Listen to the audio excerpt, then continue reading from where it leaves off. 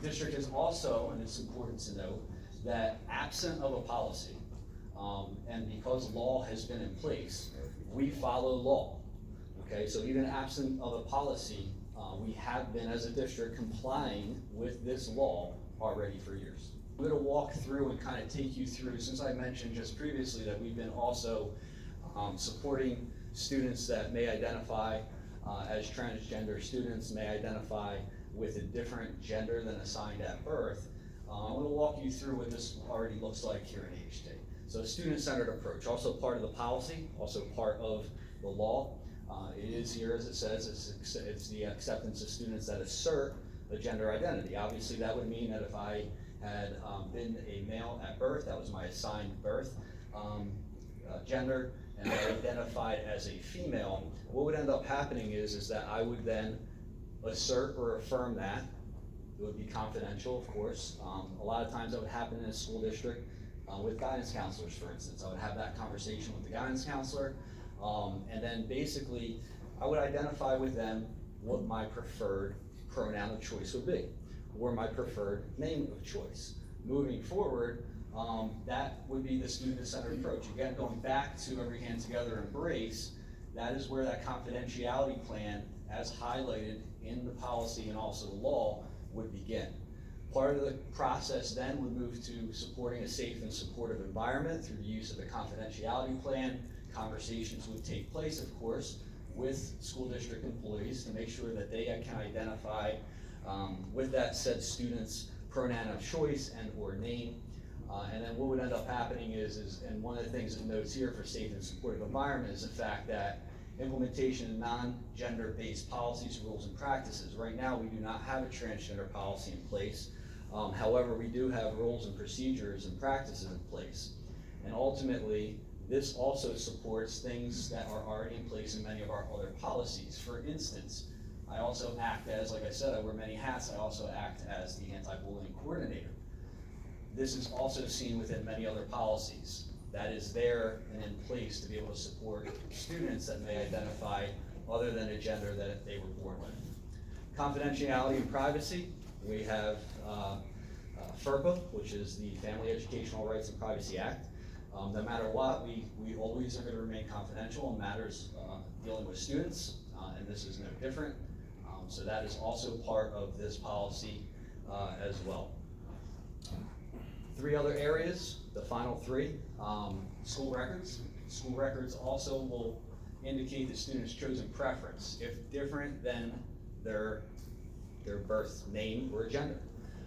Now, one of the things, and I will walk you through this again, that as a school district, if a student was to enter high school and they've been with us their whole career and they were a male and then all of a sudden they are identifying now as a female, as a district we have the ability to, of course, keep those records confidential, as we mentioned. We have the ability to keep two separate records. We have the ability to keep an extra record, the original record, on file. However, we need to move forward and we need to make sure that we are adhering to the affirmed or asserted new gender of the student, right, what they identify with. So that goes for our student information system, to students or to teachers and how they are going to identify with a student in class. That even goes down to, and what they identify in the law is the fact that we would even report that to the state through our reporting system, through New Jersey Smart. We would be reporting what the student identifies as.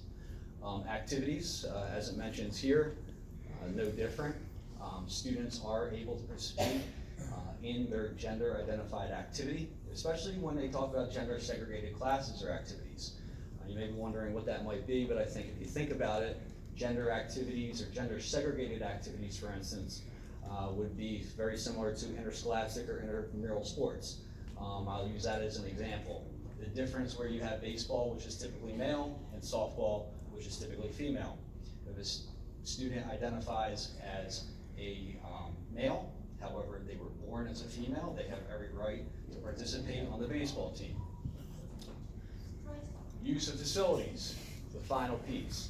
So use of facilities is also an area here where students have the right to have access to restrooms, locker rooms, and changing facilities. But the thing to note here as I mentioned before, that this protects all students because any student that isn't comfortable has the ability to use a single stall bathroom, a different facility to change if they aren't comfortable in that particular situation.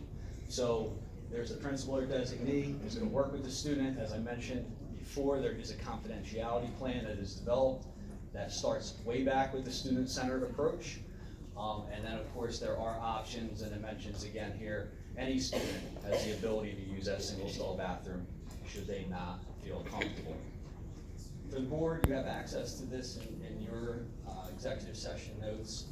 There are other resources that we put here. We not only link the New Jersey Department of Ed guidance, which is very accessible, of course, but that link and information is there. Not to mention some other links and resources to help provide information to the Board of Education as well. So that concludes my report. Thank you.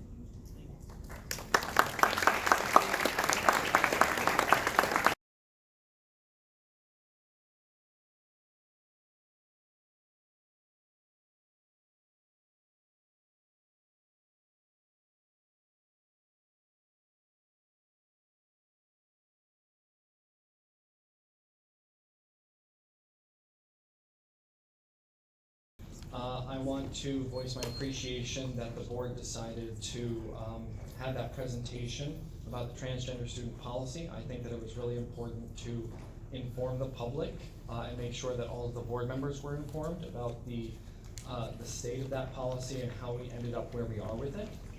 I also want to thank the board for moving forward with this policy and voice my support for this policy. I appreciate the board attorney as well for bringing up the 2006 law and further explaining why this policy is necessary, and further explaining how Eckerberg Township has handled transgender students and their rights and protections since the passage of that 2006 law. I do have two questions. My first question goes back to one of the working meetings last month, I think, where it was discussed, where the transgender student policy was discussed. It was mentioned tonight that it is a mandatory policy, and it also is tied to our, it is also tied to the comprehensive equity plan. What are the risks associated with not complying with this? What are the risks of not complying with this mandatory comprehensive equity plan? Just a reminder that this is a comment session. Okay, that's fine. Okay. In that case, then I will bring up one of the things that was mentioned at that work work session was that there is a risk of monetary loss to the school district if the comprehensive equity plan is not adhered to. And if I remember correctly, it was $3.5 million in funds that were possibly able to be taken away from the school district if the school district did not comply with the policy. So I will just voice that, and I'll get back to my seat. Thank you. This gentleman, sir. Hi, good evening. Thank you for letting me speak. My name is Tom Biglin. I'm a retired local police officer in the area and spent 16 years working with special needs kids, and including many transgender juveniles. And love the idea of what we're trying to do here. I just would like to bring up a little bit of science and make sure, I'm not sure if the room is completely aware. By bringing this kind of information to extremely young children in the formative stages of their brain development, children at that age only have two states of brainwaves at that point. One of them being theta, the imaginative aspect, why they can ride a broom and pretend it's a horse. They're downloading the world around them. The brain state is in a state of hypnosis at that point, which is why we can teach our kids to eat by going nom, nom, nom, and then they're repeating what they are seeing. Children are products of their environment from the first 7 years of their lives. Study in the areas of epigenetics show that most adults live their lives 95% of their daily lives out of their subconscious that was built during the first 7 years of their lives. So if we begin to introduce, and again, introducing things I'm all for, but protecting the states of the children at that age, we can begin to change what is, I don't want to say the norm because there is no norm. However, teaching gender confusion to children under 7 can lead to psychological.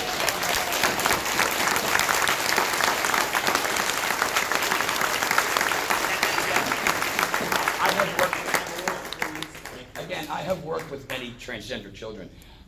There's much trauma involved in their lives, and I in no way want to belittle anything or anyone who wants to identify any way they choose. But we do have a right as adults and a responsibility as adults to study this very known science and proven science. I have brought plenty of studies in epigenetics to understand that we as parents and the whole of this community to protect our children from anything that may damage those years, which later could go on to damage. I worked with trauma kids, so that's where I get these studies, but we learn through repetition. We learn through in those stages. We don't develop our critical thinking skills until the alpha and beta waves, brain waves develop, at which point we then critically interact based on those years of our lives. And again, we have to be careful as we introduce these kinds of things with love in our hearts, but with understanding that there is a psychological issue that we need to look at. Thank you for your time.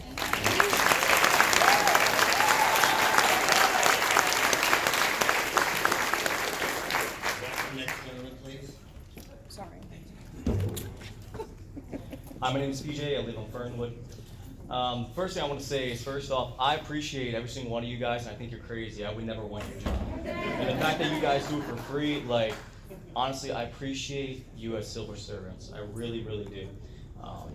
With that being said, the one thing I see with an issue with this policy, and I do see several, but the one issue I see is with the sports.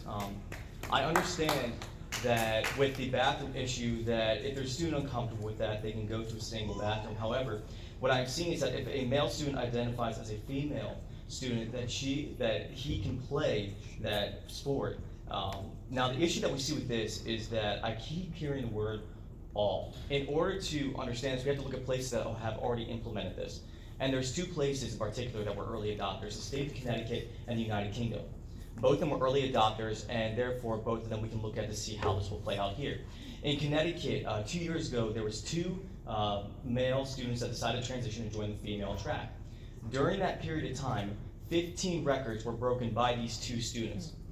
Now, that's one thing. But here's the interesting thing above that, is that on its current pace, the female cross-country track and field event for the championships will be predominantly, if not all, male students born at birth and family.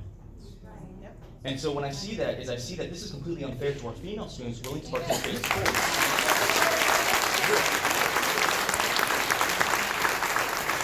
Which, looking at this, is limiting college opportunities because there are several female students behind these male students.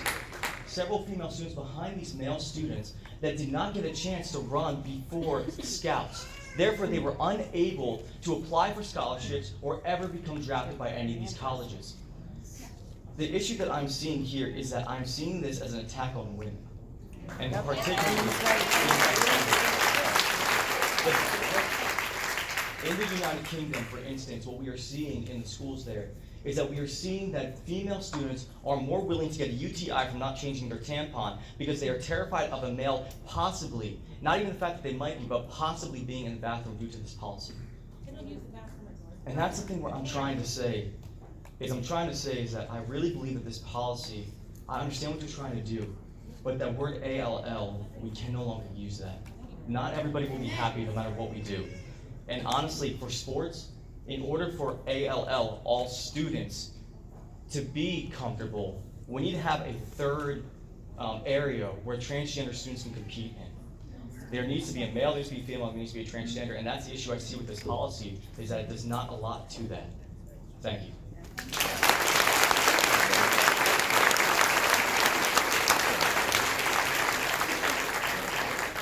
Next speaker, please. Pastor Kevin Bernay, Egg Harbor Township. And I too want to thank you for your service. The scripture tells us in 1 Timothy 2:2 to pray for those in authority. And I just want to let you know that our staff has been praying for this school board. And it's a very difficult task that you have to navigate through. But it also in 3 John 1:4 says that God has no greater joy than we walk in truth. And so the truth is there are two genders, male and female. God created them. I don't say that to demean anyone. I'm a pastor. I do counseling. I work with all kinds of you name it. I work with different people of every background, every situation. But the previous speakers before me shared some of the things that I was going to share. But some of the things when I've done some study here, that gender ideology harms children. They actually call it child abuse by the American College of Pediatrics. There's also a record number, I have all the information. Sex change surgery regret is on the rise, a leading surgeon says. And he goes on to explain. I just read a report where there was several hundred young people that were regretting, getting these chemicals given to them at an early age before, as the first or the second speaker said, with their minds are not fully developed. The other issue that I want to share and bring up is that I looked at the percentage. They said it's a 0.5% that deal with gender ideology. There's 26% of children have been abused, sexually abused, 26%. So if we're talking about the word all, I did the math. Just for the high school, it would be 1.2 students that would be affected through the transgender, but 624 students would be affected if they've been molested. That's not across the board. So how are we protecting all students when we're allowing statistic proof that we have? There's also not a lot of studies that are credible at this point when I was researching it, because I don't have a lot of data, because these things haven't been implemented and there's really not a long history about it. You just let me know when my time's up, sir. Okay, 4 seconds. So I just think it's something we need to think at, look at, and really digest, and maybe hold off, because we can't, if we implement this and it's wrong, and I believe it is, how do we undo it? How do we fix it? How do we correct mistakes? Hi, folks. My name is Michael Heath. I'm a retired officer, and I grew up in Egg Harbor Township, went through the school system. My children grew up in Egg Harbor Township, went through the system. I'm sad to say that I'm very thankful that they graduated. Okay, first of all. Second of all, I want to thank the doctor that spoke, because one thing that hit me when she said that she's so happy to see when parents and children communicate at home, right? Isn't that what she said? Yeah. Okay, well, let me read what you guys have in the policy coming up so we understand it. Transgender identities will be hidden from minor students' parents if the minor student wishes. So I want to say, doctor, I'm not sure if that fits into what you were saying earlier in reference to communication between the child and the parents. Okay, because that's unacceptable. If that's in any program whatsoever,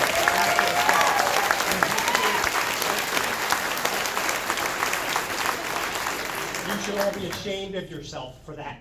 Okay? Ashamed of yourself. Yes, and secondary, I want to know, does anybody know what New Jersey Statute 2C14-4 means? What it stands for? No. That's a lewdness act. Let me explain to you what a lewdness act is. A lewdness act is any flagrant, lewd, or offensive act that a person knowingly expects is likely to observe another person's genitals without them being affronted and being alarmed. Excuse me for that. Number 3, it exposes his genitals for the purpose of any sexual desire whatsoever, and acting at any person understanding circumstances, and the actor does not know.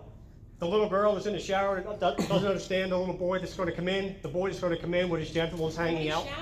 From K, yes, showers. They do not. Showers. Okay, folks. Shower in high school. Okay, so I'm just. Taking his time by your comment shower. Okay, and so we're gonna allow a male to walk in on from K to 12. We're talking 5 and 6-year-old children. I'm sorry, to be in a shower. And you guys, I just want to know how you guys are going to deal with it, this not being a crime. You understand it's a crime? It's under the 2C statute.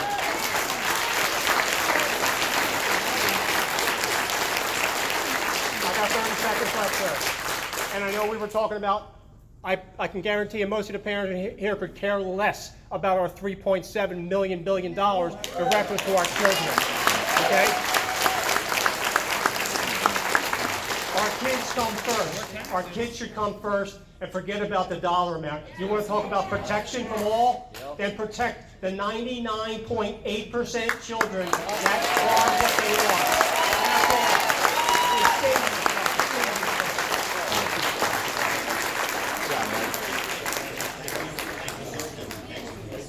Good afternoon. My name's George Riley.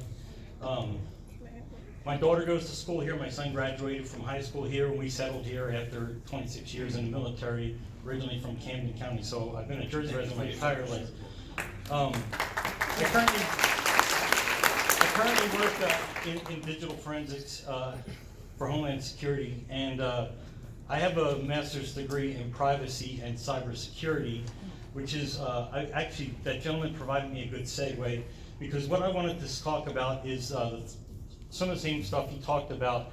The fact that parents won't be notified is actually a violation of federal law under FERPA. If I request my child's records, and you don't provide me as part of those records, all the PII in those records, which one of the pieces of PII inside of the records is gender.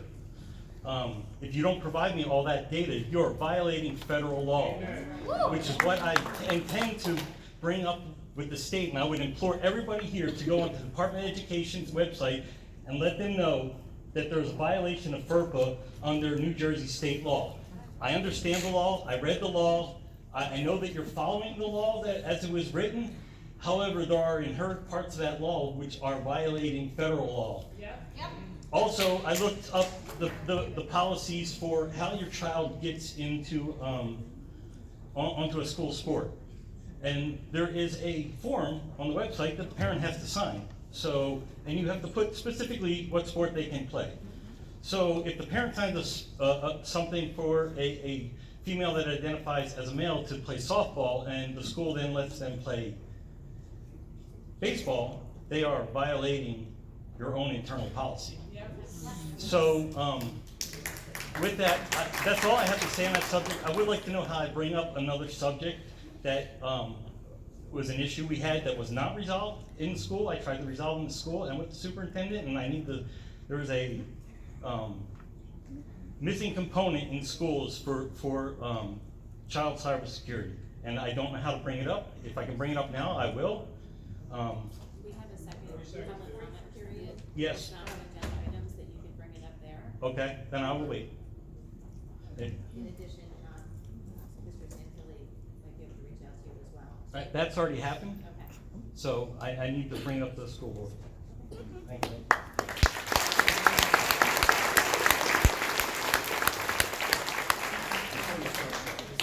How are we in a half hour, 30 minutes? 8 minutes, 37 seconds. Okay, thank you. Yes, sir. Good evening, members of the board. My name is Dave Sonny. I'm a lifelong resident of Andover Township. I have 3 children in the school district. I don't want to give you my personal opinion on the matter. I just want to remind you of your duty and your position. This is not a private company. This is not the New Jersey School District. This is not Chris Christie's school district. This is not Phil Murphy's school district. This is Egg Harbor Township School District. You represent us, and your decision making should be just so. You need to represent the people that you represent. Our opinions are your opinions. Our voices are your voices. You keep citing laws, Thomas Jefferson said, any law deemed unjust, a man is not only in his right to disobey it, but he is obligated to do so. Members of the board, your constituents have found this policy and this law unjust, and you are obligated to disobey it.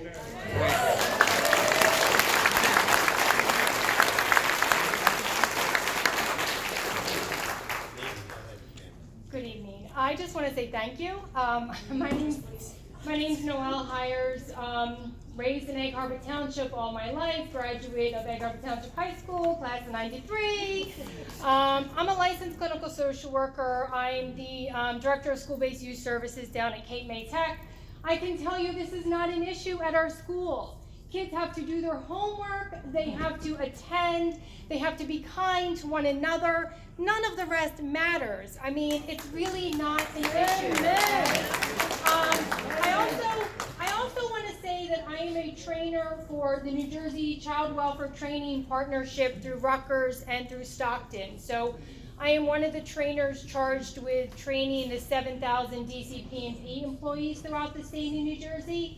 And I often do run across resistance. And one of the things I think is very important is to educate your staff, educate the public. I didn't hear intersex mentioned at all, but I think it's helpful when people understand that it's not as simple as two genders. People are born with XX,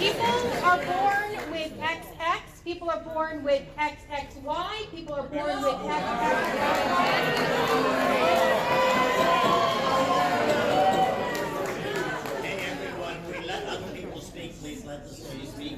So I think that education is key. I am happy that the board is following the law in the state of New Jersey. I'm baffled that it's even a discussion when it is New Jersey law. Thank you. Thank you.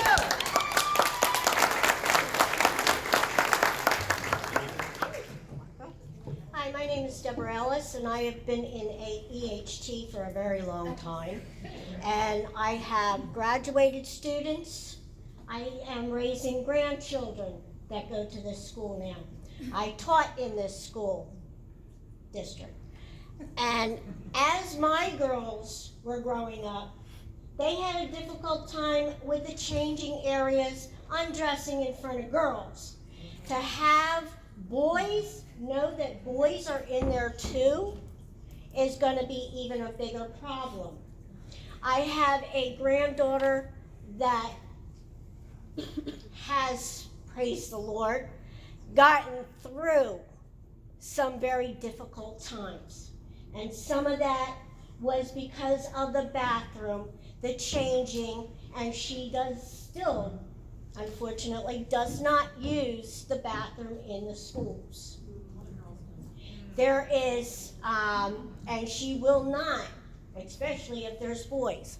My other granddaughter, I have brought this up to my grandchildren recently, and my granddaughter was absolutely appalled at the thought that somebody, a boy, could be dressed like a girl and want to be called a girl, and it's a boy in her bathroom.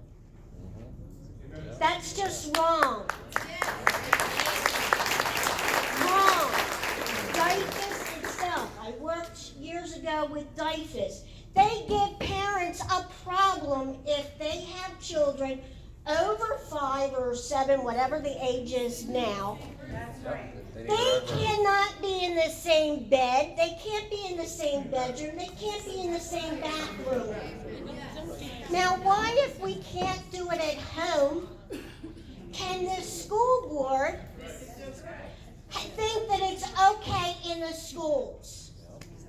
There's not people security in these bathrooms, and I know that because my one granddaughter has had to deal with drugs being sold right at the bathrooms.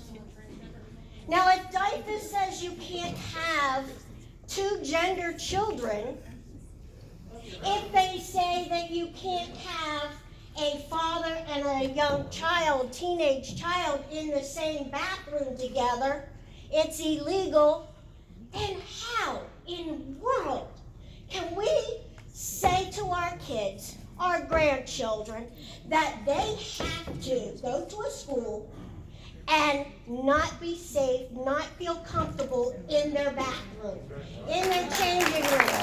What this law does is give a transgender Thank you, your time is up, but thank you very much for being here.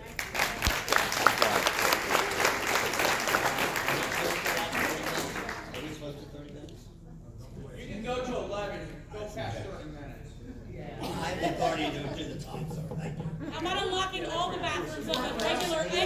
Thank you. I will extend it 15 more minutes, please. Thank you. Thank you. I have the authority, sir, not you. Thank you. Go ahead. Go ahead. You're taking time from these people, folks, by your comments. Let them have their time to speak. Good evening. My name is Jennifer DeMeo, and I am a township resident, and it has been my pleasure to teach mathematics at the high school for my 20-year career. First, I would like to thank all the board members and administration present for the countless hours they have dedicated to our children and staff. I recognize this is a tireless job with little praise or recognition, so again, thank you. As an educator, I pride myself in embracing all my students, like Dr. Gruccio mentioned from the very start of the year. My students know that I love and support them.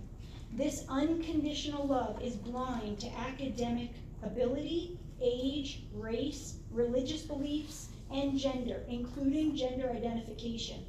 I've had several transgender students feel so comfortable with me that they confided their struggles on a regular basis and viewed me as a mentor for guidance, love, and support. So first and foremost, I want to say that I love all my students, and they know it. That being said, I am here this evening to express my grave concerns regarding the proposed gender policies from one teacher's perspective. We ingrain in our students to be honest and stand up for what they believe. I would be a hypocrite if I did not do the same for myself this evening. Never during my 20-year career have I felt my personal beliefs and occupational expectations clash until now. The proposed policy requiring staff to use pronouns which a student identifies completely contradicts my own personal beliefs and strips me of my own rights to stand firm in those convictions. I am comfortable using a name of choice. Just please do not rob me of my right and mandate me to use certain pronouns. I would never embarrass a student and use the opposite pronoun. I would personally avoid pronouns altogether. My second concern pertains to withholding information from parents. Amen. If I am ever in a meeting with the parent of a transgender student and must refrain from using the name that the child requested that I use in class, I feel you are asking me to be dishonest. I lead my own 3 girls and students by example. Please do not ask me to indirectly be dishonest in that manner. As a community, we must love one another, and I simply ask that the board continues to love both on the students and teachers. So please take teachers' personal rights into consideration as well when you're voting on the transgender policy. Thank you.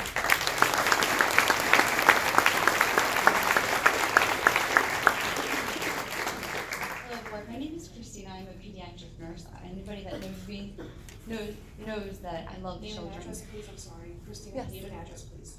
Name and I'm address? trying to catch up because we're not catching Yes, it. Name I'm and from address. Upper Township. Thank you. Okay. Christina, what, I'm sorry? Christina Brown.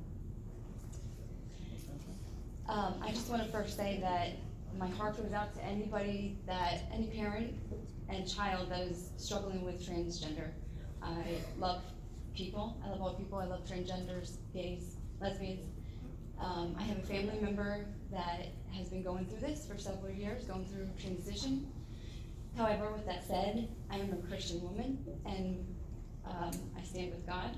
I love all people, but there has been some rift with my family and our family, my extended family, ours, not saying the pronoun that they prefer. My thing is, in these schools, just like previous woman said, what rights do we have as those who are Christians and don't believe that we should be calling the male female and the female male? We believe that God has created us man and woman, period.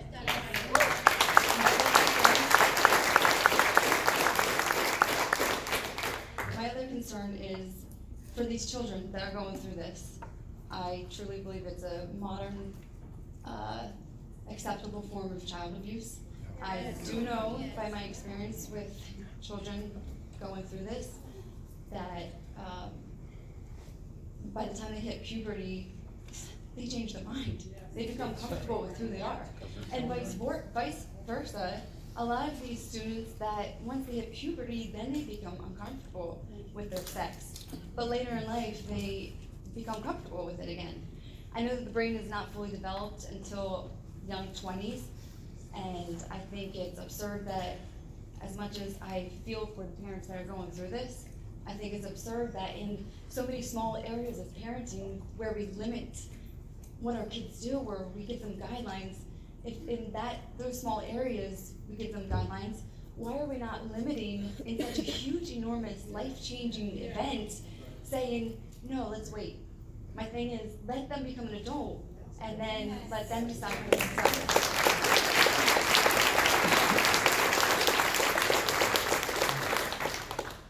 I have heard that some of you are also Christians on the board, and I respect your position, and I hope that you are speaking out as well, and that we're doing all things in love, but also in the truth of the Bible and God's word.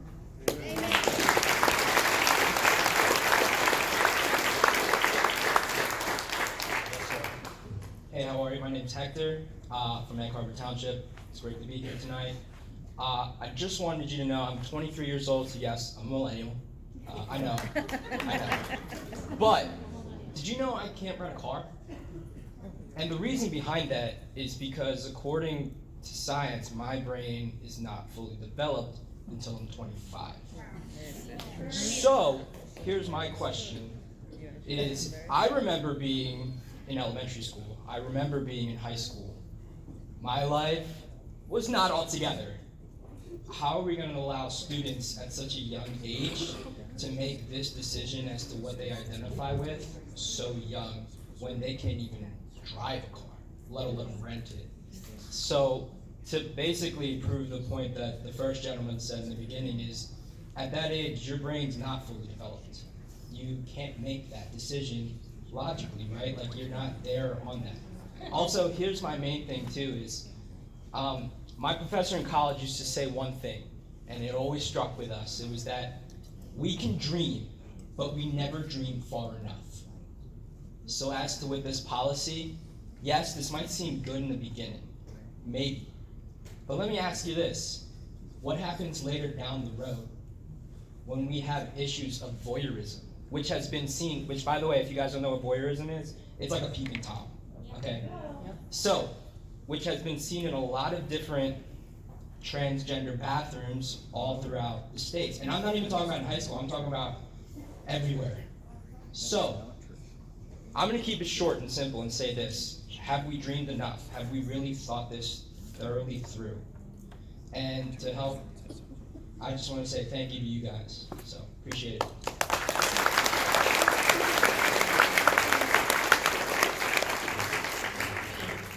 Hi, my name is Melissa Tomlinson. I live at 4859 Hawthorne Lane. Wow, a lot going on here tonight. So this is supposed to be a school that creates a space for children to explore who they are. One of those ways to explore who they are is not only through academic and career exploration, but who they are as a person. And in order to do that, we have to provide a safe space, okay?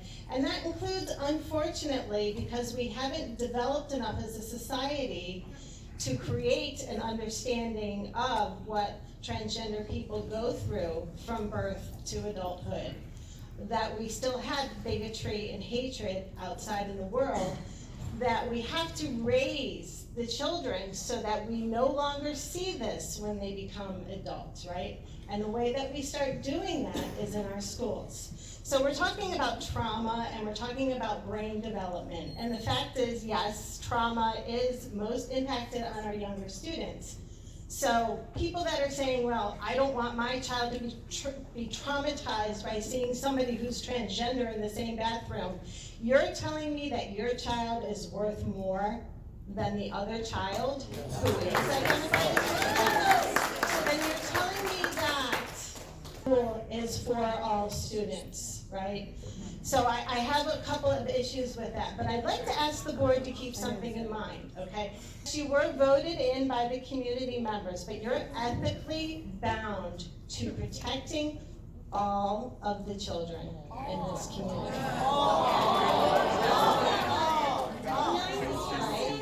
And what that means for a transgender child is keeping them safe. Doing things that would prevent the increase of suicide rates that we have for transgender children. The fact is, there's inequities right now, and the only way to even out those inequities is to tip the scales a little bit. So as you're making this decision, yes, it's putting you and your access to power in a tenuous position. But there comes a point in time when you have to make that decision and put yourself on the line to stand up for those who are not being heard. Thank you.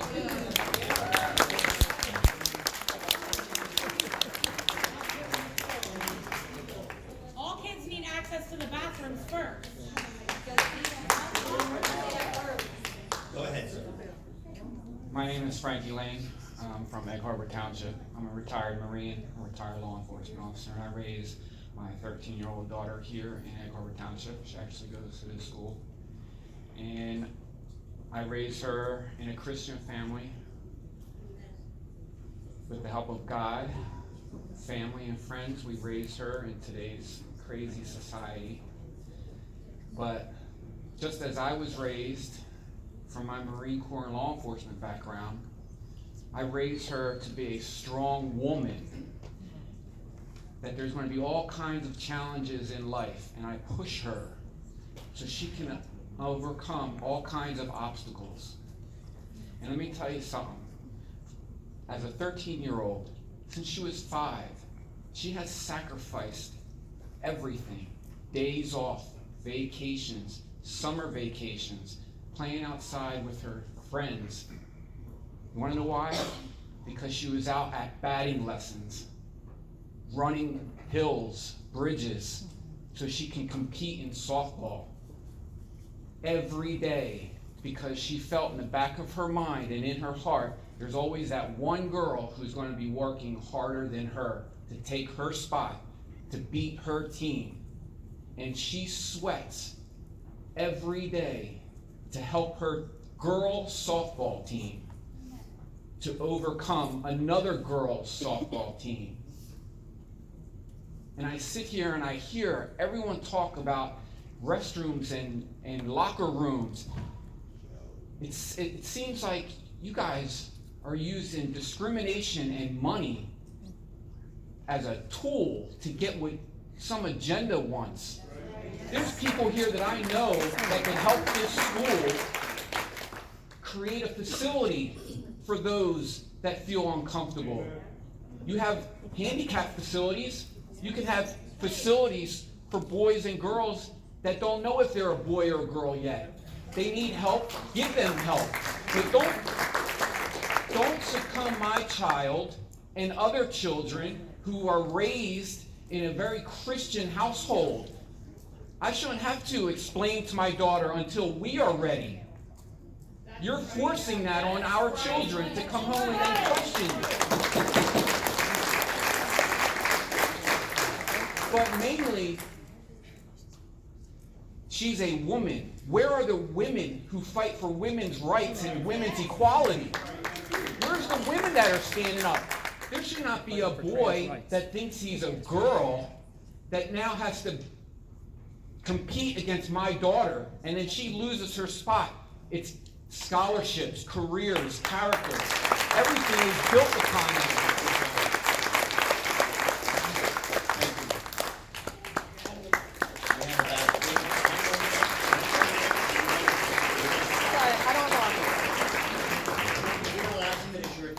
After that, we will stop. Remember, everyone, there is another time at the end of the meeting for public comments. All right, so go ahead. My name is Dana Overden. I live in Egg Harbor Township. I just wanted to thank you for taking some time to try to explain some of the confusion I think some of the parents are having here. I'm sure a lot of us saw online all of the arguing and nonsense, and I think a lot of that comes from just being uneducated, not knowing about somebody else who's different. I did just want to say, I know everybody's very angry and whatever. I'm a little disappointed in the town and the people. I'm a little sad. I do just want to let anyone know that needs to hear it. You are loved. We do love you, and some of us are going to be standing on the right side of history. And I'm really sorry that you're feeling the way that you're feeling. Also, I will add, since I do have a little bit more time, everybody's screaming about God and Christianity. This is a public school, not a Catholic school or a Christian school. This is not a public. If you can get God out of it, you can take this out of Please do it. not yell out, please maintain order. Also, gender and gender identity. It's not about sex or sexual attraction or anybody exposing themselves or whatever your big fears are. Why don't we try to educate each other about it and maybe come from less of a place of fear and more a place of compassion and concern. I just wanted everybody to know not everyone here in Anchorage Township hates you. Your actions say it. Your actions say it. Your actions say it. Look at yourselves. So if you Your get actions mad, say you don't have the right to speak up. All right, thank you all. At the end of the meeting, we do have another chance to address any item of interest. But thank you all for speaking tonight. We're gonna move on.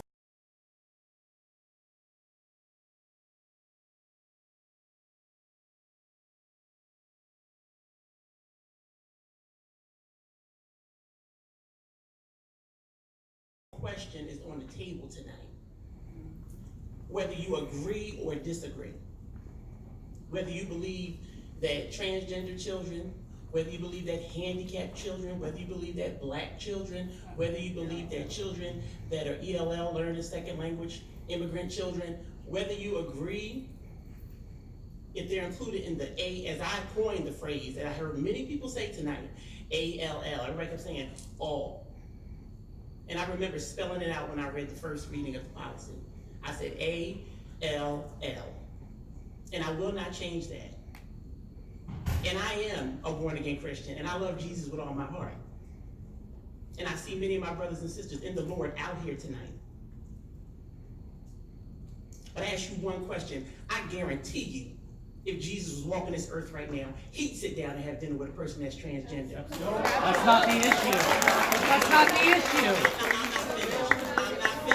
I'm not finished. That's a joke. I'm not finished. And I said that, and I meant it, and I will repeat it again. You're saying that's not the issue. No, it's not. But the issue is that you think, somebody thinks that if a transgender student is in the building, or if they're in that bathroom, that they're coming in there as a predator. No. Multiple people said it. That's okay. And you don't have to agree with me. No. And that's fine. I'm not finished. There's male and female bathrooms for a reason. I'm not finished. I'm not finished. And one lady said, what side of history are you going to be on when it's recorded? The correct side. Yeah. What side of history are you going to be on when it's recorded? So, like I said, Your 3 minutes are up. what side am I going to be on when history is written? I'm going to be on the side where it is including all people. And all students. That's not our point. That's not the point. And the policy will be looked at, and the policy will support children that are non-transgender and students that are transgender. And I'm not, and listen, for me, it's not a vote. And if you vote for me again, and if it doesn't matter to me, I'm going to do what's right. Let me ask you a question. Woo! Not the time. I didn't engage, I just made a statement. You're out of order, sir, out of order. Your board member's out of order. Excuse me, this is board member time for their comments, not from That's the a lecture audience. to the public. Thank you. Moving on, please. I believe, Mr. Ellis You has don't pay my something. salary. Oh, nice. Wow. I Nice. just hope we get this big crowd when our Real kids' nice. student level is below what they're supposed to do. I hope we get this big crowd when our kids are in danger. But what I like to say is, listen, I'm a retired cop. You can boo or say whatever because I got a bunch of my retired brothers out there. So get them, boys. But listen, I just want you to know that we talk about this policy, we talk about a vote, and it's full of junk because we have yet to sit down and iron this thing out for EHT. We have yet to sit down with the community and have the community input. We have yet to sit down with the transgenders. We have yet to plan ahead, but everybody's an expert. Let me tell you, I'm considered an expert in school security. I was a police officer in Atlantic City High School for 15 years. And I know school security if I don't know nothing else. You'll be surprised at the kids that get bullied, intimidated, and the kids that committed suicide, all the problems. We need to stop all this little grandstanding for a vote or whatever, and we need to include the school, we need to include the community, we need to include the transgenders, the Christians, all for open discussion on how we're gonna fix this Fort Egg Harbor. When's that meeting?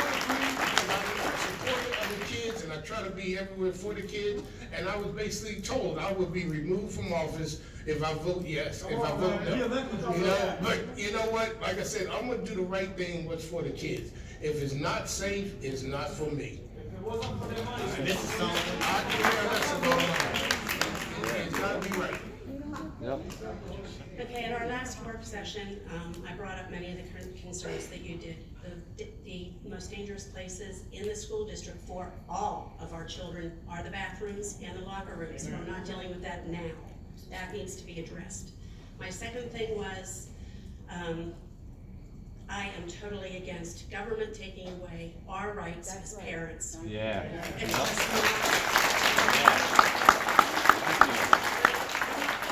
3 minutes or anything, I'm just gonna tell you that I find that appalling that they can keep a secret about my child away from me. Now, if Your child is keeping a secret.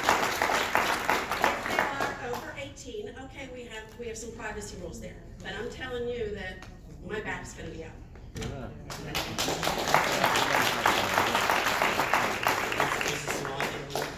Yes, I've been told that because I made the motion and I don't plan on supporting all of 10, I should withdraw my motion. Oh, no.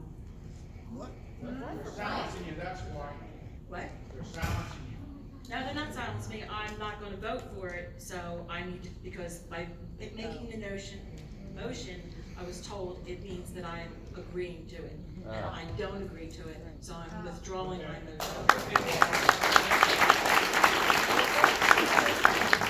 Second, have to withdraw also, I believe. If they agree, and then we have to start over. All right, I have a new motion, a motion for all of our policies from 10.1 through 10.6. So moved. Mr. Castellano, is there a second?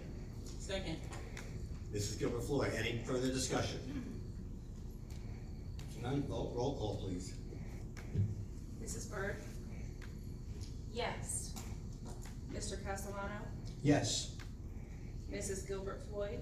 Yes. Mr. Price? Yes. Mrs. Sullivan? Yes to all, but 10.5, I'm voting no on that. That's the transgender policy. Thank you. Mrs. Summer?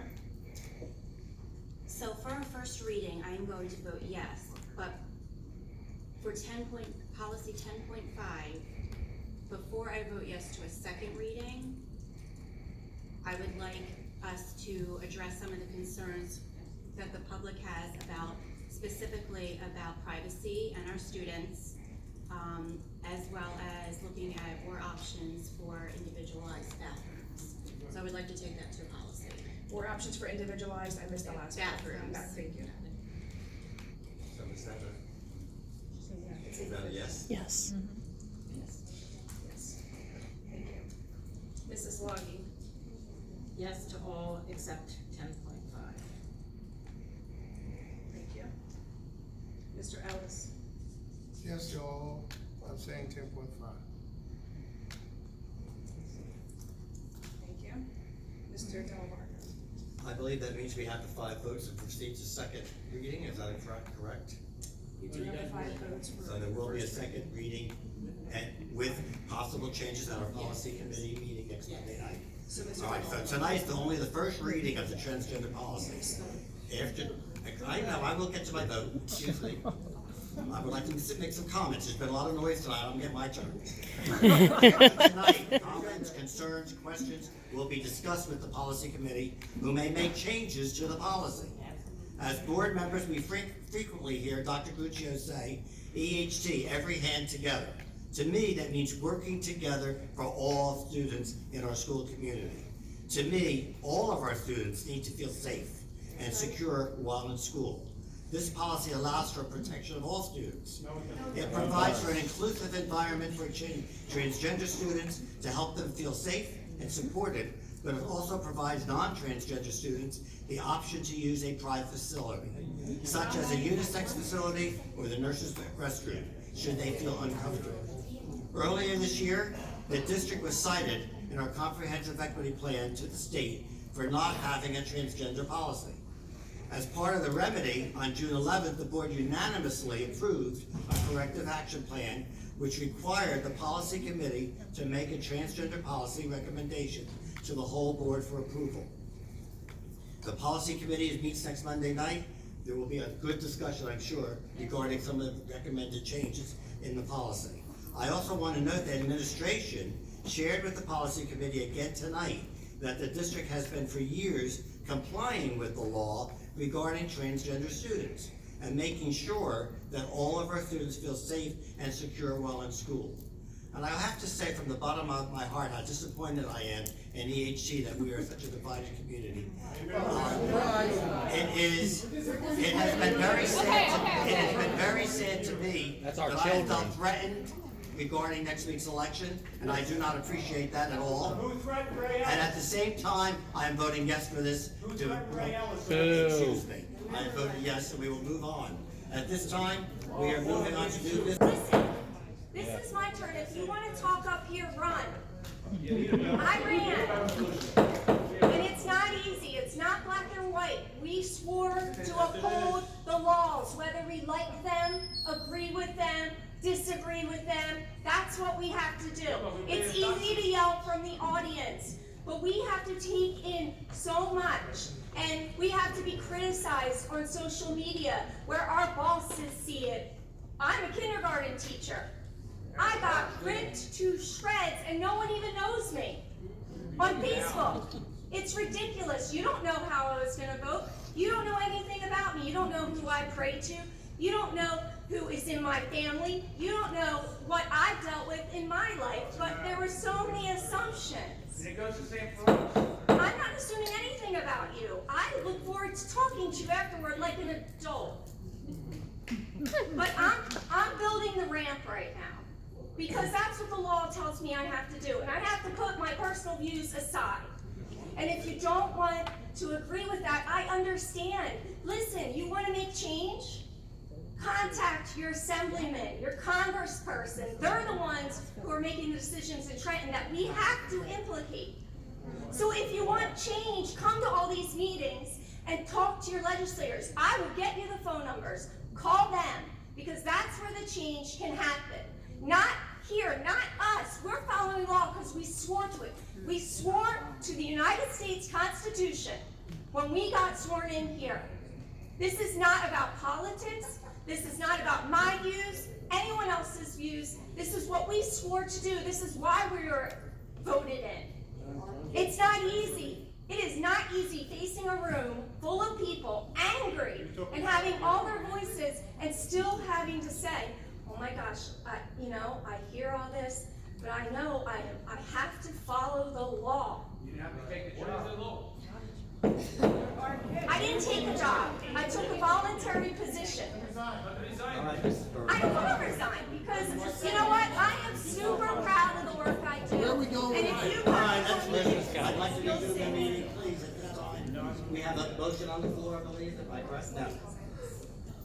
Oh, all right, I'm sorry. Guidelines for public address. I'm going to limit it again to 30 minutes. Ma'am, it's your turn. Hi, my name is Christine Piper. I live in Egg Harbor City, and my kids are all grown now, but my daughter is a member of the LGBTQ community, as are many of my friends and my family. And she has a very, very close friend that is transgender.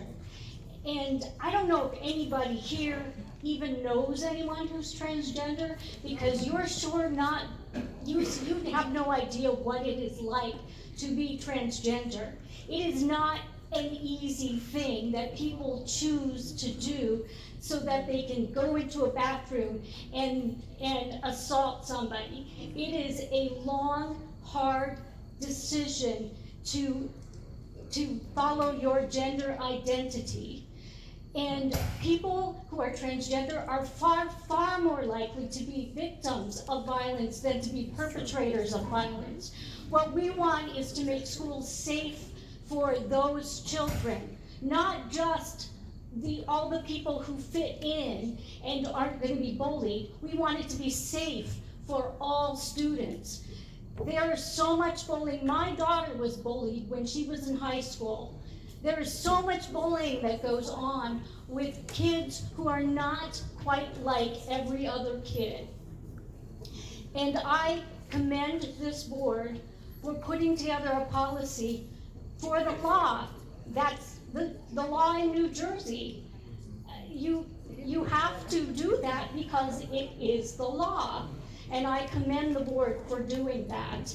And I also appreciate Mrs. Gilbert Floyd's comments about her faith, because I too am a Christian, and what I believe my Christianity leads me to do is to love other people and love the people who have a hard time feeling love. Thank you.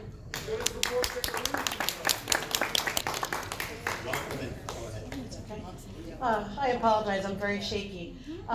So I've lived in EHT for 15 years, and this is the first meeting. Start with name and address. Oh, Carrie Jorgensen, and I live in Hobart Township on Ohio Avenue.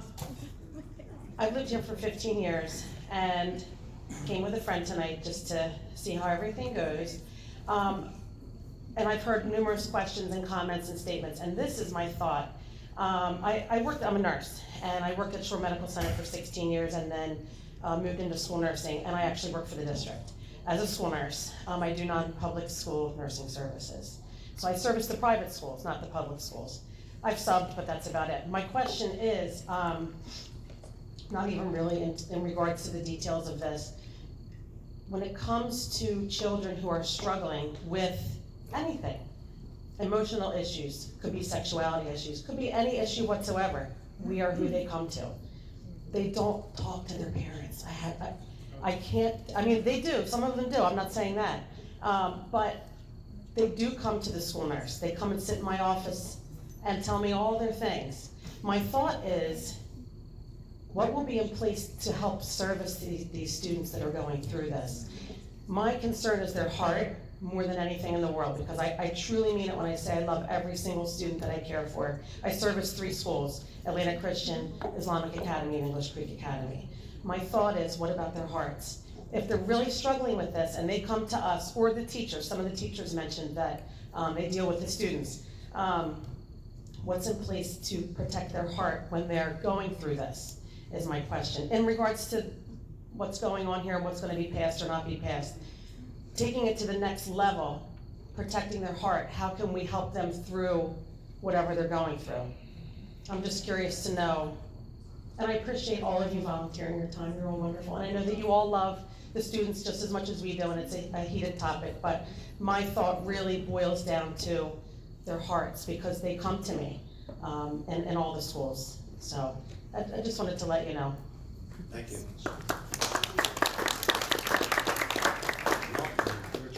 Thank you. My name is Danielle Camp-Smith. I'm a Northfield resident. I'm here on behalf of some friends and family members who have children in the EHT School District. I am a medical professional, and it has been my training to come to determine male and female as 2 separate identities. I think there's a lot of problems you're going to run into, particularly with the shower issue, the bathroom issues, and sports issues. My question would be, if you've explored some of these things, a transgender girl who wants to swim on the boys' swim team, she identifies as a male. Is she allowed to wear solely swim trunks to compete on the team, or does she have to cover her top? Biologically, she is a female with different parts. You're entering this into our bathrooms and our showers now. I was uncomfortable as a student in Mainland Regional, actually, and I didn't like changing in front of people, okay? I think you need to take the $3.5 million that you are keeping by instituting a transgender policy and put it into separate shower stalls, separate bathroom stalls, where people of any gender or body image issue can go safely to go to the bathroom or shower. I think it is absurd to allow males to play on female sports teams. That should not be allowed. I've also consulted with other teachers and other school districts who have implemented this policy. How fluid is fluid? She tells me, as a female gym teacher, the teachers are not allowed to know who's transgender. So she has to effectively stand at the locker room door and let any man go in or out of the girls' locker room. That cannot be allowed. How are transgender students going to be identified? To effectively identify them would be to ostracize them, and I believe cause further bullying.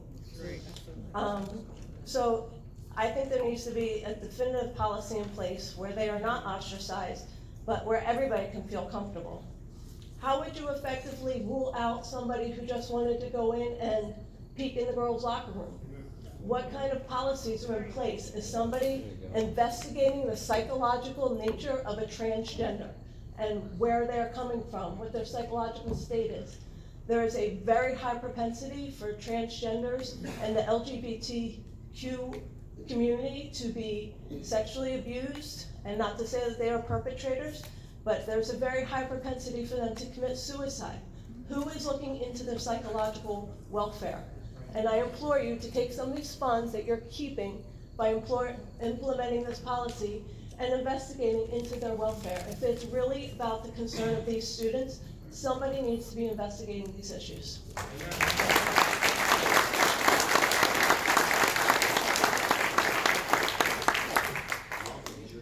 Good evening. Susan Fisher-Brown, EHT. First of all, I commend you all for sitting up there, because I wouldn't do it for even if I was paid.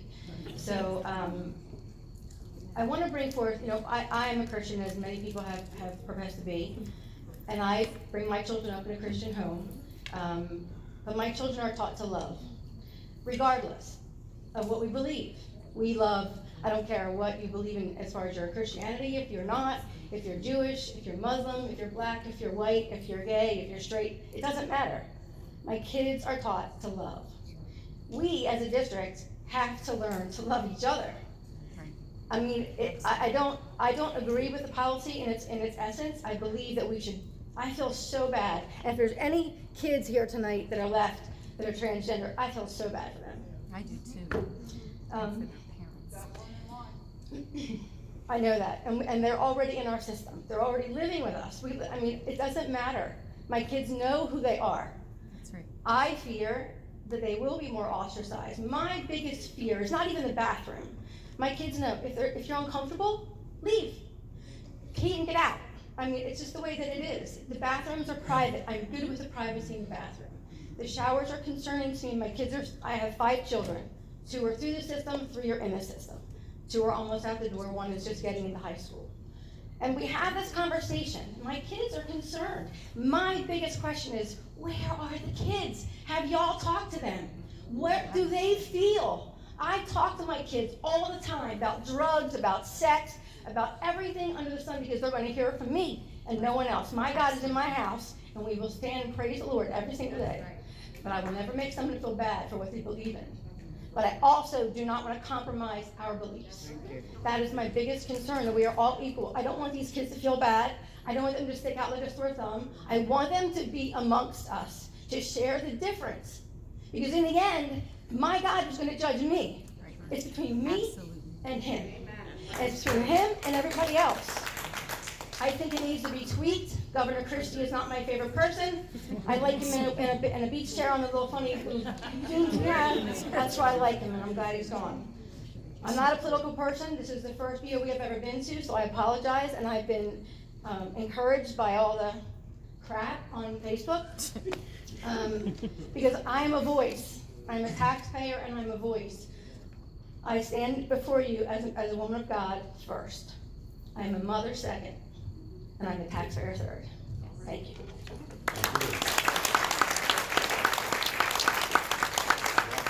Hi, I know you all love me. Chrissy Martin at EHT. I have several concerns, as I'm sure you know. One is I have 2 lists of transgenders. This is on Facebook. Well, 3 lists actually. This one says that there's 58 in America and 71 in UK. This one says there's 116. This is from the Gender Fluid Support website. There's 116 genders. Then we get down to the pronouns. Here's a list. There's 10, and you have to not just the pronoun, the derivatives. Okay, so there's 10 different ones. Here's another list with 6 different than these ones. And then there's another list that I wrote on the back of the paper that has these 6 but different derivatives.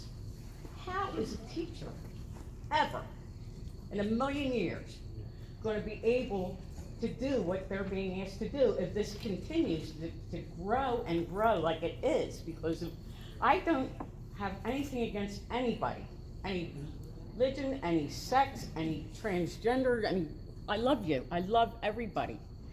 I'm a Christian, but I love God first, and then my fellow people. And the Word of God said, Lord, please give me your words, and please give everybody your wisdom. The Word of God says, if I can find it, I wrote it down. I'll paraphrase if I can't. Here it is. But whoever causes one of these little ones who believe in me to stumble, it is better for him that he wear a heavy millstone around his neck and be thrown and drowned in the depths of the sea. If our little children are being influenced by this at an age when they shouldn't be, there's another thing about the drugs that they put the kids on. They cause your bone mass to not develop. If girls get the testosterone, which is, why can't our boys that are in sports take testosterone? It gives an advantage, right? Okay? So you got a boy that says he's a girl in the sports. His muscle mass is different. His genetics, there's a lot of things different. No girl, some girls could be, I can't say no. But the girls are being put at a disadvantage. The thing with the drugs that bothers me is, if a girl decides she's gonna be a boy, takes testosterone, she can lose her hair, lose her bone mass, and the psychological ramifications are not even known at this point. Everybody's saying the kids are 40% suicide more than regular kids because they're not accepted. That's not true. It's because they're poisoning their bodies with chemicals that are not supposed to be in their bodies. Thank you, Mrs. Martin. Thank you. God bless you all, and I'll pray for you to have wisdom. Yes, sir. Welcome. Thank you for giving us this opportunity. Tom Douglas is my name. I live in Egg Harbor Township and Misty Lake Court. Well, I just have a couple of things. I don't have not much left to say, but a couple of things. First of all, as you're evaluating this, be sure that you're evaluating what is right in this school, and not just taking what the state has said, but that you're. I appreciate what some of them said. We need to talk to the students. I think we need to find out what the kids are saying. And I think that's great. But also, I hope that you're not going to get, and I don't know what where this goes, whether you're going to teach this in a classroom or something. And I would hope that would not happen. Because that just puts ideas in kids' heads that shouldn't be there. And I would just really encourage you not to do that. The other thing is that everyone here, I think, has a vested interest in this school. We pay taxes. We're paying their salary. So we have a vested interest. That's why we're here. That's why we're concerned. That's why we're sharing. So I hope that you will listen and that you'll take what's said, and I don't want to say a lot more, but thank you for the opportunity. Thank you. Hello, my name is Jonathan Wilson. I'm actually new to EHT, but I do live here now. I'm from Oregon. First and foremost, I just want to let everybody know that, like, I don't agree with this. However, I am a human being on the face of the earth, and I realize that change happens whether any of us like it or not, me included. So I'm more here to ask questions about the plan, like what would happen. One of my biggest concerns is my daughter's growing up here, and eventually she's going to go to school here, and she's going to participate in sports. And I worry, just like everybody else said, what if she plays a sport like field hockey, girls field hockey, and there's a boy, that's becoming transgender, and what if she gets hurt? Like, are there going to be things implemented in there to, check like any medications that they're on, anything that's going to change like that, like in the kid that is transitioning? Like, is there going to be something tracking that? That's one of my biggest concerns of that, because if somebody hurts my daughter, I'm going to lose my mind. You know what I mean? And I guarantee anybody in here is the same way. Okay, so that's one of my biggest concerns there. As far as like the bathroom and stuff, I don't know if anybody's claiming here that these kids are predators or anything like that. I think, and I get that, I believe that, but I don't think they are either. But I do worry at such a young age, especially on this, if you're saying K through 12, what is that instilling in my child when they're in there? You know what I mean? I want them to make that decision on their own later down the road. And I'm not saying that that's what I want for them, but I want them to make that decision on their own. I don't want them to start in kindergarten, and because somebody's parent told them that it's okay, now it's okay for my child. I don't know if anybody's heard the news in Texas about the mom who had a 7-year-old boy, and she like basically locked him in the room and like told him that he was a girl. That's a law, and he's now transgender, and she broke the law by doing that. They went to the court, and the court told her that she was going to, or that he was going to be a girl. Like, they made that. We have kids here that you have to be 12 years old in the state, or 13 in the state of New Jersey, to say that you want to, like, if your parents are split, to say that you want to be with your dad or be with your mom. You can't make that decision before, but now you're going to say that a kid K through 12 can say that they don't want their parents to know that they think they should be a boy or a girl. It's not right. Now, again, I know change is going to happen, regardless of what anybody wants it to do. But we need to make sure that it's change that we all can work with. We've all spoke about how we need to be together about things, but everybody is one side or the other. We have to work together. It's going to happen. I don't necessarily like it, but we have to work together. So I implore all of you to help us make sure that all of our children are safe. Everybody in this corner, you know what I mean? I'm worried about the same stuff you are. Okay? And everybody who has children that are transgender, I'm also worried about the same things you are, because what if my child does? But we need to be together. Thank you, sir.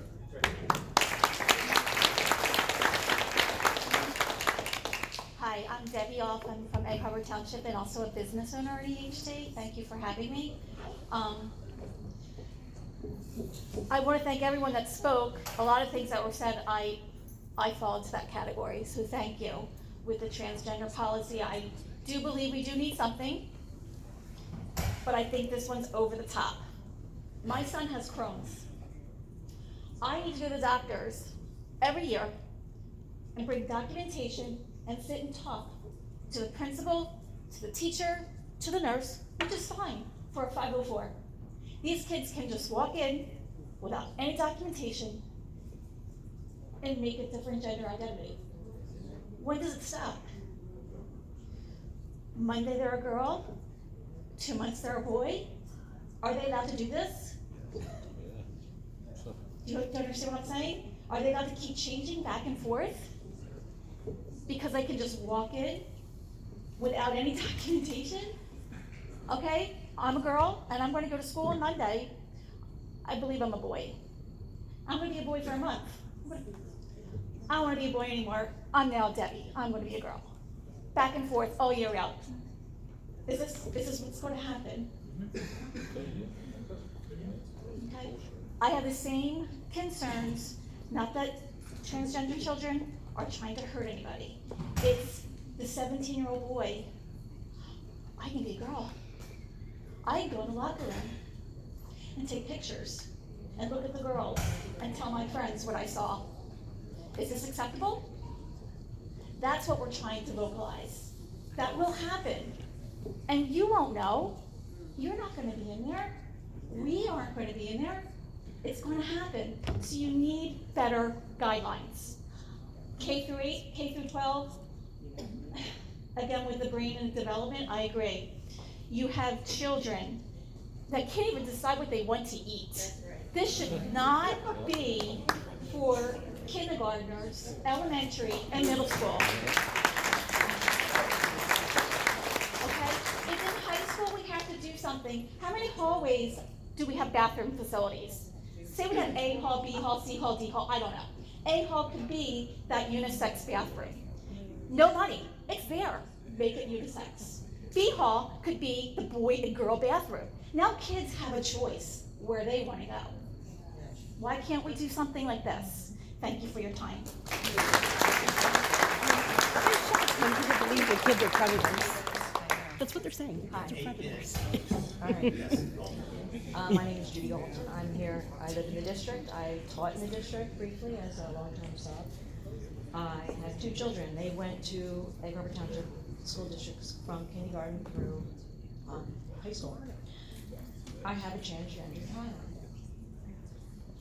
Going to the bathroom in this district is not an easy thing. It is not. There were times when that just couldn't happen because there was not time between the bell. Whether or not a child is going to the bathroom to do something else other than what they're there to do, they don't have time for that. My kids hardly had time to go to their locker. They took their books everywhere because of that situation. They do need a place to go to the bathroom. Yes. My heart tonight goes out to the children, all of them. You know, they're figuring out what it's like to be who they are, whether it's transgender, whatever gender they are, they're figuring things out. It's not like flipping a switch, like I want to be Debbie, now I'm going to be Dan. That doesn't happen. To somebody who's going through this change, it's serious. It's not funny, and it's difficult. It's a daily thing. You're going to know when your child comes to you and says, you know, I need to talk. Yep. You're probably going to figure out exactly what it is they're going to say before they say it. And if you don't, that's okay too. That's because they're scared. Can you imagine going through high school today, having that on your back every day? What if I have to go to the bathroom? Where do I go? I'm not going to make it to the nurse's station. And the nurses don't want to see a troop of people coming through every day to use the facilities. They're not a facility. They are the nurse's station. That's not a fix. I just want to say, what if it were your child or your child's friend? I care that they're loved. I care that they have a safe place. I don't want to hear that an EHT kid committed suicide because people were upset. People were yelling at a meeting. People weren't listening. The adults were arguing. Yes. I have a young child behind me right now I just met tonight, and I'm standing here to be here with him.